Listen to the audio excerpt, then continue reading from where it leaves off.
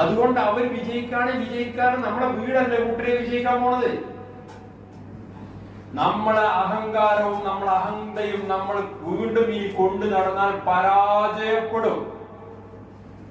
വീണ്ടും നമ്മൾ പരാജയപ്പെടും.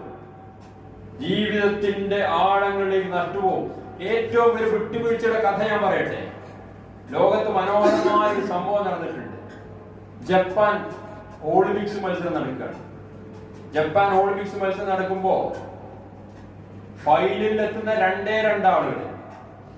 ഒന്ന് ഇറ്റലിയുടെ ജിയാൻ മാർക്കോ തമ്പേരി, രണ്ടാമത്തെ ആള് മുത്താസ് ഈസ ബാർസിൻ ഖത്തറിന്റെ.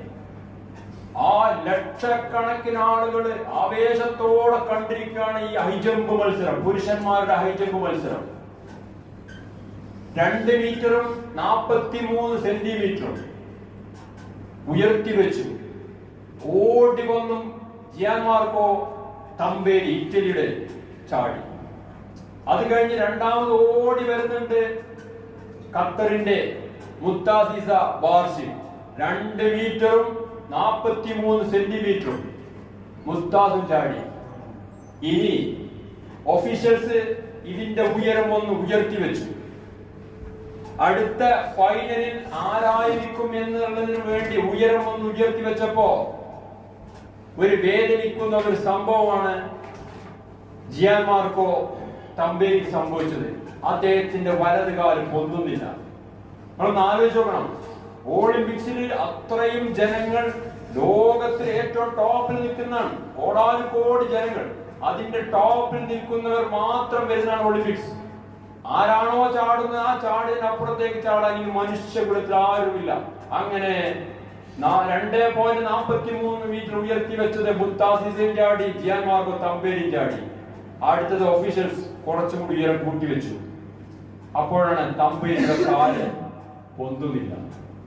വേദനയോടെ പുളയുന്ന തമ്പേരിയെ മുത്താസ് ഒന്ന് നോക്കി. സ്വാഭാവികമായിട്ടും നമ്മളൊക്കെ ആണെങ്കിൽ എന്താ ചെയ്യാം, ആനന്ദത്തിന്റെ സന്തോഷമായിരിക്കും. കാരണം എനിക്ക് മത്സരിക്കാൻ ഏറ്റുമുട്ടാൻ ശത്രുവില്ല. ശത്രു ഇതാ വേദന കൊണ്ട് പുളയുന്നു. പക്ഷേ ഖത്തറിന്റെ മുത്താസിസ ബാർസിൻ ചോദിക്കാണ്, സഹോദര എന്തു പറ്റി? എന്താ തമ്പേരി പറഞ്ഞല്ലോ, ബ്രദർ ഐ കാൺ, എനിക്ക് കഴിയൂല, നീ വിജയിച്ചായിട്ട് പ്രഖ്യാപിച്ചോ, ഞാനിനി മത്സരത്തിനില്ല. ഖത്തറിന്റെ മുത്താസിസ് എന്താ ചെയ്തോ, ഞാൻ വിജയിച്ചത് പറയാം, നേരെ ഓഫീഷ്യൽസിന്റെ ചെല്ലാണ്. ഒളിമ്പിക്സ് ഓഫീഷ്യൽ ചെന്നിട്ട് പറയണേ, സർ ഞാനും കൂടി പിന്മാറിയാൽ, നോക്കണേ, ഞാനും കൂടി പിന്മാറിയാൽ ഞങ്ങൾ രണ്ടാളും വിജയിച്ചതായിട്ട് നിങ്ങൾക്ക് പ്രഖ്യാപിക്കാൻ പറ്റുമോ? നോക്കണേ, ലോകത്തിന്റെ സ്വർണ്ണ പതക്കത്തിലേക്ക് തലകുലിക്കാൻ വേണ്ടി നിൽക്കേണ്ട ഏക ചാൻസ്, ആരുമില്ല എതിരാളി. അവിടെയാണ് ഖത്തറിന്റെ മുത്താസിസ പറഞ്ഞത്, സർ ഞാനും കൂടി പിന്മാറിയാൽ ഞങ്ങൾ രണ്ടാളും വിജയിച്ചതായി പ്രഖ്യാപിക്കാൻ പറ്റുമോ? ജപ്പാൻ ഒളിമ്പിക്സിലെ മനോഹരമായ കാഴ്ചയാണ് പിന്നീട് കണ്ടത്.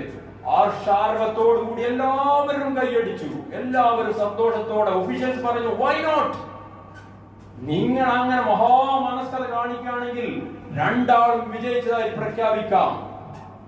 നോക്കൂ, ഒരു വിട്ടുവീഴ്ച, ഒരൊറ്റ വിട്ടുവീഴ്ച.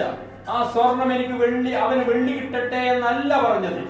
മുത്താസിസ ബാർസിൻ ഖത്തറിന് പറഞ്ഞതോ, രണ്ടാൾക്കും വെള്ളിയെങ്കിൽ വെള്ളി, രണ്ടാൾക്കും സ്വർണമാണെങ്കിൽ സ്വർണം. എന്തൊരു മനോഹരമായ കാഴ്ചയാണ്. വിട്ടുവീഴ്ച എന്നുള്ളത് കൂട്ടരെ നമ്മുടെ ലൈഫിന്റെ ഒരു സ്കില്ലാക്കി നമ്മൾ മാറ്റണം.